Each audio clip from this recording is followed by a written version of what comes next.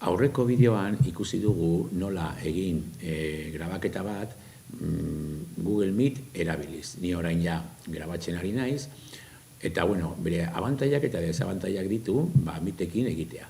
Ni normalean egiten dut beti kanpoko programa batekin. Erabiltzen dut adibidez Active Presenter edo Camtasia Studio, edo pantaila kapturatzeko edo zein programatxoa webean daudenak, Loon eta antzekoak. Arazoa, luzea baldin bada, Loon eta horiek ez dutela askorik losatzen grabaketa. Orduan, abantaiak eta desabantaiak ditu Meet erabiltzea, ikusiko dugu hemen pizka bat nola. Hasteko abantaiak. Nik egiten dudan guztia, orain, hasiko naiz partekatzen pantaila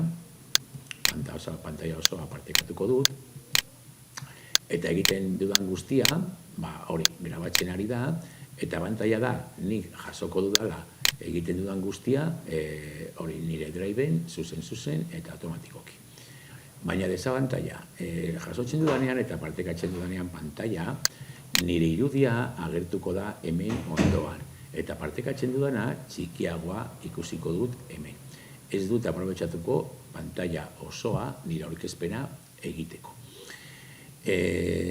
Beste alde batetik, noski, lehen ikusi duguna, ni grabatzen ari naiz orain, baina grabatzen ari naiz, eta grabatu nahi badut YouTubeko bideo bat edo horrelakorik eta soinua jarri, momentu honetan, aurkezten ari naiz pantaila osoa, aurretik ikusi dugu moduan ez da grabatuko. Orduan egin beharko nukena izango zen utzi aurkezteari, momentu batean berriro aurkeztu, baina orain bai fitxa bat bakarrik, partekatu fitxa hori bakarrik YouTuberena, lehen egin dugun moduan, konpartir audio beti gaituta, eta momentu honetan partekatuko nuke soinua, hemengo soinua.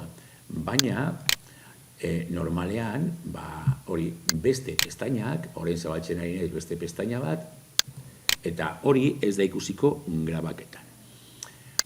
Orduan, ikusi behar dugu zer komeni zaigun grabaketak egiteko.